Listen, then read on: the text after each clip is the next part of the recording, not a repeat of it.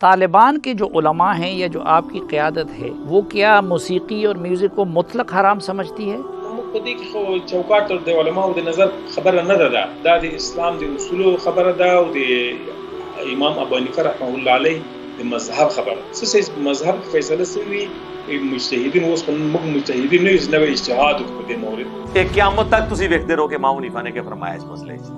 بھئی تمہارا کام تھا تم یہ کہو کہ میں دیکھوں گا قرآن اور سنت میں کیا ہے.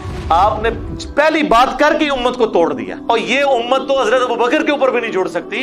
شیعہ کا ان سے اختلاف ہے، جب حضرت ابوبکر پہ امت نہیں جوڑ سکتی ہے تو آپ امام حنیفہ پہ کیسے امت کو جوڑیں گے؟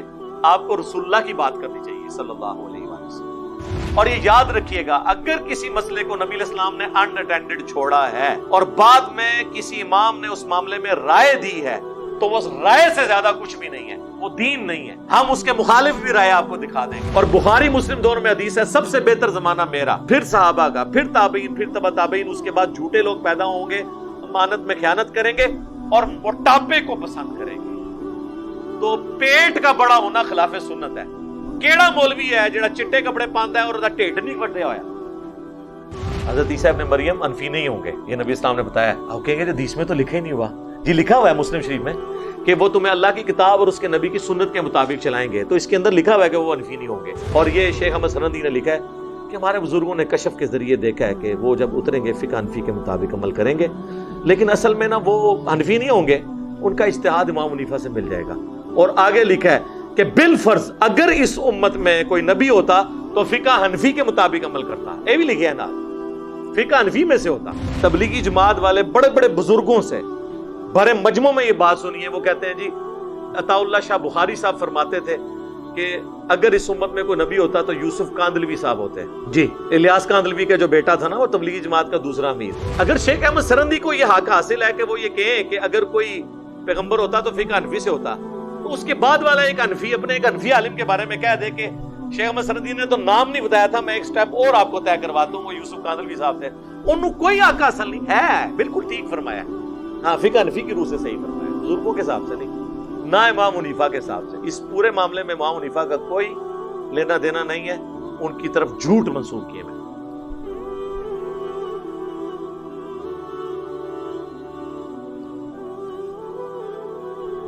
السلام علیکم ورحمۃ اللہ وبرکاتہ.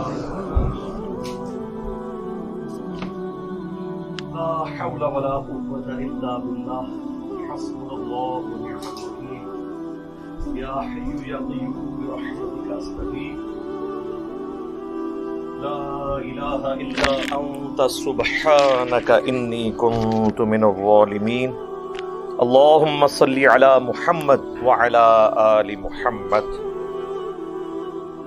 اسلام کہتا ہے امر بالمعروف و نہی عن المنکر دونوں چیزیں، اور نہی عن المنکر پہ قرآن میں زیادہ زور ہے، احادیث میں زیادہ زور ہے. صحیح مسلم میں حدیث ہے برائی دیکھو ہو سکے تو ہاتھ سے نہیں روک سکتے تو زبان سے نہیں تو کم از کم دل میں تو برا جانو. لیکن کہا ذالک اضعف الایمان، یہ ایمان کا سب سے کمزور ترین درجہ ہے. تو سورہ فاتحہ میں آپ دیکھ لیں غیر المغضوب علیہم ولا الضالین کہہ کے اللہ نے جو نیگیٹو ٹریک پہ چلنے والے لوگ تھے ان سے بچنے کی بھی ترغیب دلائی ہے. آپ پہ ہوتا نا تبلیغی جماعت پہ یا اس طرح کی تھاٹس، میں تبلیغی جماعت سے بہت محبت رکھتا ہوں، لیکن میں آپ کو بتا رہا ہوں کہ ایک کمزوری والا پہلو ہے. تو آپ کی سورہ فاتحہ صراط الذین انعمت علیہم پہ ختم ہو جاتی ہے، کیونکہ نیگیٹو پہلو تو آپ لوگ اجاگر نہیں کر سکتے. غیر المغضوب علیہم ولا الضالین یہ تو نیگیٹو پہلو ہے نا کہ یا اللہ ان لوگوں کے رستے سے بچانا جن پہ تیرا غضب ہوا، جو مردود بارگاہ ہیں. وہ کہنے کہ یار کیوں لوگوں تسی برا کہہ رہے ہو، لوگوں سے بزرگ نے ہو. ہاں بزرگ نہیں تھے، عیسائیوں کے بزرگ نہیں تھے، یہودیوں کے بزرگ نہیں تھے وہ جن کو اللہ تعالیٰ نے کہا کہ یہ مغضوب علیہم اور ضالین ہے.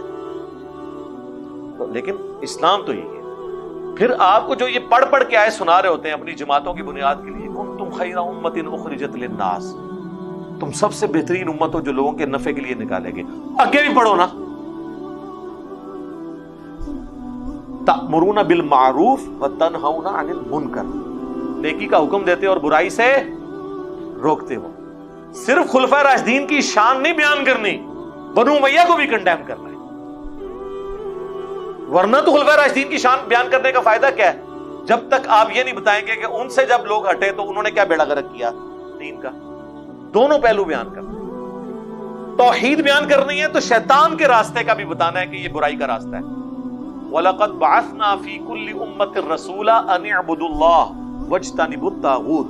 ہم نے ہر رسول کو اس بنیادی دعوت کے ساتھ بھیجا, ہر امت میں ایک رسول کو, کہ تم نے عبادت کرنی ہے اللہ کی اور طاغوت کی نفی کرنی ہے. صرف عبادت اللہ کی کافی نہیں, طاغوت کی نفی جب تک نہ ہو. تو یہ سب کچھ ہے. دوسرا پہلو بیان کرنا ضروری ہے. تو سورہ فاتحہ میں اللہ تعالیٰ نے دوسرا پہلو بھی بیان کیا ہے. صرف میٹھی میٹھی باتیں کریں, ہر وقت مسائل, اختلافی مسائل پہ بات نہ کریں. اس لیے میرے بھائی سارے مسئلے اختلافی ہیں. آپ ایک مسئلہ بتائیں جس کے اوپر مسلمان متفق ہے. آپ کہیں گے نہیں بے شمار ہے. جی کیڑا ہے؟ قرآن پہ جی قرآن پہ متفق ہے صرف کتاب ہونے پہ. سورہ فاتحہ کو آدھے سے زیادہ مسلمان مانتے ہی نہیں ہیں. اس کے اندر جو عقیدہ ہے, تو قرآن کو ماننے کا کیا فائدہ اگر میں نے ایاک نعبد و ایاک نستعین کو ماننا ہی نہیں ہے؟ تو پھر کہاں سے مانا؟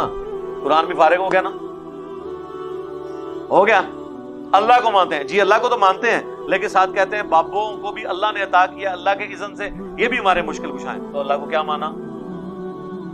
رسول کو مانتے ہیں, جی رسول کو مانتے ہیں اور کہتے ہیں رسول کا دین صرف 100 سال چلا ہے اور اماموں کا دین 1300 سال سے چل رہا ہے, وہ پرانا نہیں ہویا. تو جس کا دین پہلے 100 سال چلا ہے وہ قیامت تک بھی اسی کا دین چلے گا. رہ گئے فقہی مسائل, تو میں نے کینگرو کا مسئلہ مجھے بتائیں کس امام نے بیان کیا ہے. تو پھر آپ سب لوگ میرے مقلد کیوں نہیں ہو جاتے؟ میں نے کینگرو کا مسئلہ حل کیا ہے, زرافے کا حل کیا ہے. زرافہ بھی بہیمت الانام میں آتا ہے, اس کا بھی کھر کٹا ہوا ہوتا ہے, وہ بھی مویشیوں میں آتا ہے. زرافہ حلال ہے. یہ میرے سے پہلے اگر امام حنیفہ, امام شافعی, امام بن حنبل, امام مالک نے یہ بتایا تو بتائیں. یہ میں ساری باتیں کر رہا ہوں آپ کا دماغ کھولنے کے لیے, کو اپنی عزت کرانے کے لیے نہیں. نہ ہوئے گا کلپ کٹ لے بچوں بڑا کے لینا دینا میرے بھائی.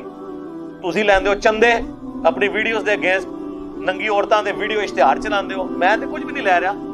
ہمارے تو آفیشیل چینل کی کمائی جو ہے 4 سے 5 ملین ہے مہینے کی, اگر ہم یہ حرام خوریاں شروع کر دیں.